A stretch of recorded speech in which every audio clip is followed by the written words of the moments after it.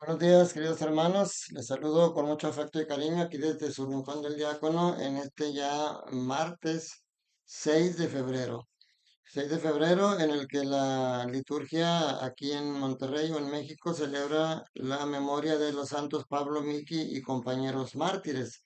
Pero la lectura nos invita hoy a reflexionar en la primera lectura la importancia del templo. Mucha gente dice, yo no voy a la iglesia porque yo en la casa rezo, Dios está en todas partes. Y efectivamente, Dios está en todas partes. Pero siempre que me dicen eso, yo les digo, bueno, la familia sagrada iba al templo, llevaban a Jesús al templo cuando era niño, cumplían la ley que lleva de ir al templo a la presentación del niño Jesús que veíamos el día en estos días, el día 2. Pero también hoy, desde la primera lectura, nos habla aquí en este pasaje del primer libro de los Reyes, capítulo 8, versículos del 22 al 23 y del 27 al 30, porque nos presenta una oración teológica de Salomón, una oración muy hermosa que Salomón hace, y dice, levantando los brazos al cielo. Aquí entre paréntesis nada más, esto de levantar los brazos para hacer oración era algo, y es algo que era esa, una actitud sacerdotal.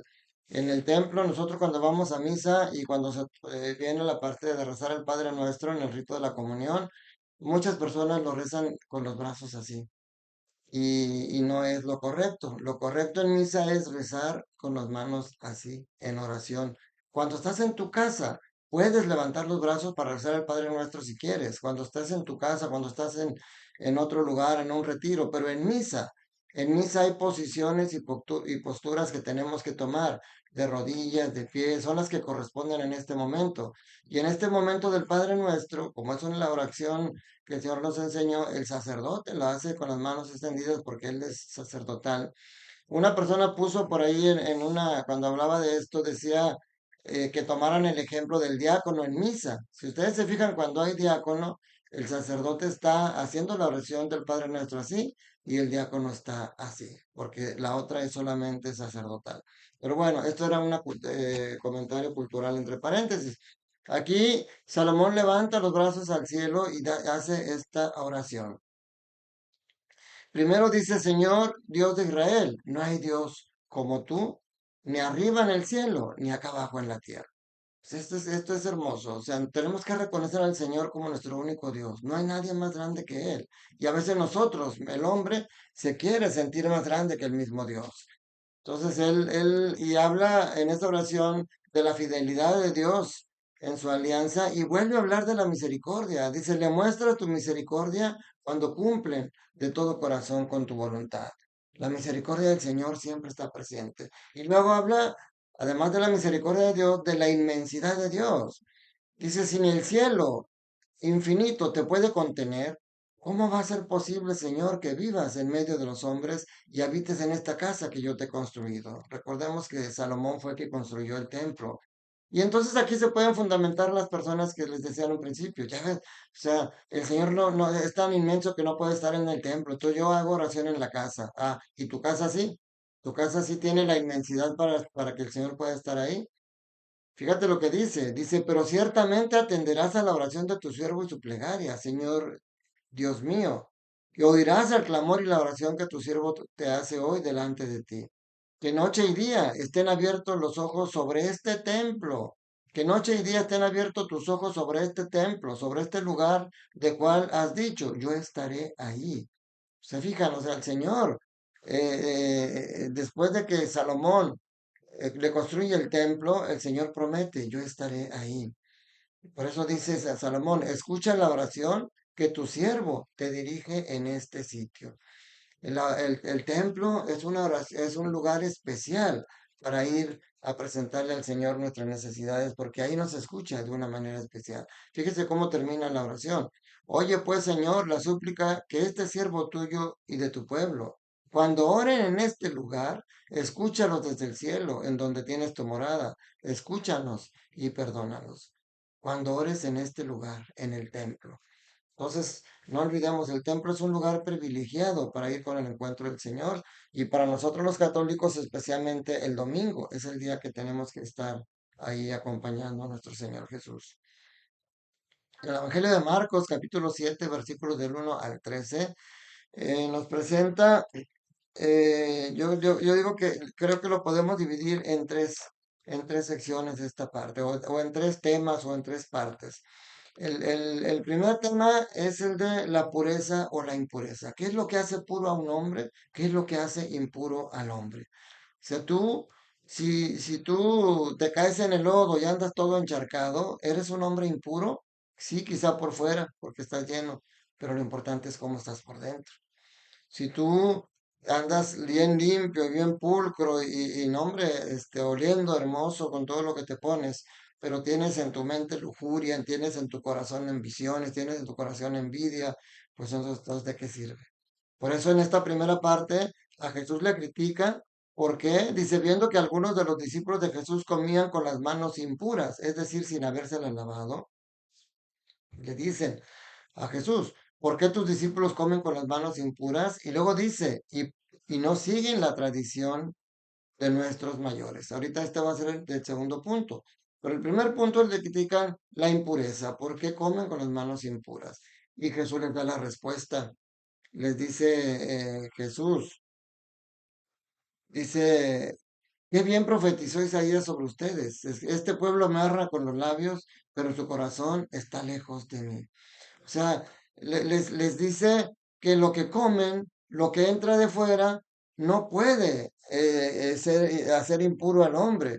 Lo que sale del corazón del hombre es lo que lo hace impuro. O sea, porque lo que entra de fuera, incluso sobre todo lo que son los alimentos, lo dice cuando les explica lo que uno come, pues se va a la basura.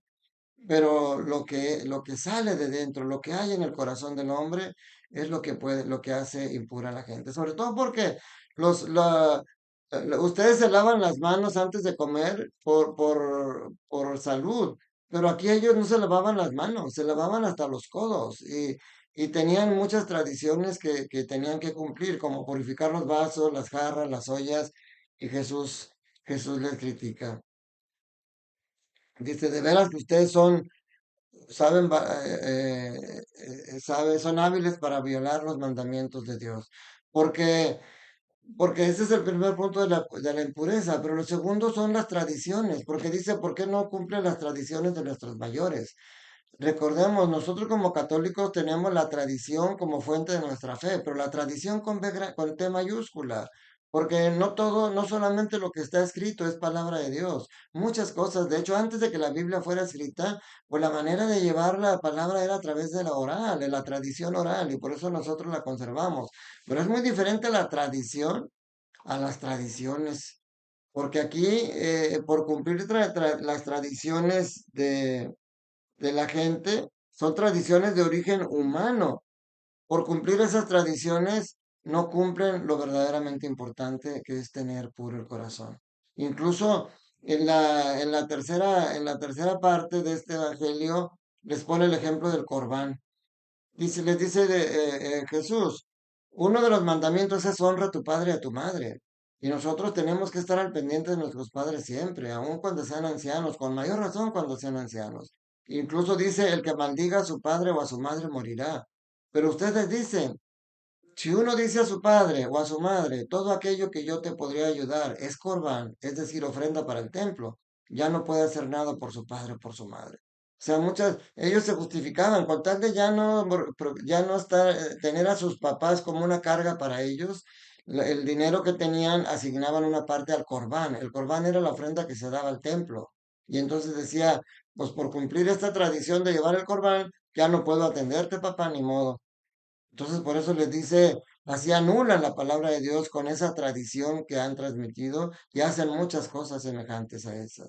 Entonces, si tú vas a misa porque es una costumbre, porque es una tradición, si tú levantas al niño el día 2 de febrero porque es una tradición, si tú vas el miércoles de ceniza, que te pongan ceniza porque es una tradición, si tú te casas por la iglesia porque así es la costumbre, perdóname, con eso no estás agradando a Dios. Las cosas, por eso dice en la primera lectura, si se acuerdan, decía, dice Dice, tú eres fiel a la alianza que hiciste con tus siervos y les muestras tu misericordia cuando cumplen de todo corazón tu voluntad. Cuando haces de corazón las cosas, cuando haces la ofrenda a Dios de corazón y no solamente por lucimiento, es cuando realmente puedes obtener frutos. Y tú puedes ir a la iglesia bien pulcro, claro que no, no puedes ir sucio, no puedes ir cochino, pues vas al encuentro del Señor. Pero es más importante purificar tu corazón. De nada sirve que limpies. Imagínate que vas a comer y lavas muy bien por fuera el vaso en el que te vas a servir el refresco, pero no te fijas que adentro tiene cucarachillos o está sucio. Y así te lo tomas. ¿De qué sirve que lo limpiaras por fuera? Lo importante es que esté limpio por dentro. Y aquí lo importante es que vayas ante el Señor con un corazón puro, porque del corazón del hombre salen las cosas buenas y las cosas malas. Entonces, ojalá que podamos pedirle al Señor que nos ayude a entender bien su mensaje y a darle prioridad. Por eso dice el Señor, no te preocupes por los que dañan tu cuerpo, que es solamente exterior. Preocúpate por los que dañan el alma, porque ellos sí te pueden perder en el infierno. Que la bendición de Dios Todopoderoso, Padre, Hijo y Espíritu Santo, descienda sobre ustedes, sus familias, trabajos, escuelas y permanezca para siempre. Que tengas un día lleno del amor de Dios. Te mando un fuerte abrazo. Recuerda, Dios te ama y Dios quiere que seas feliz.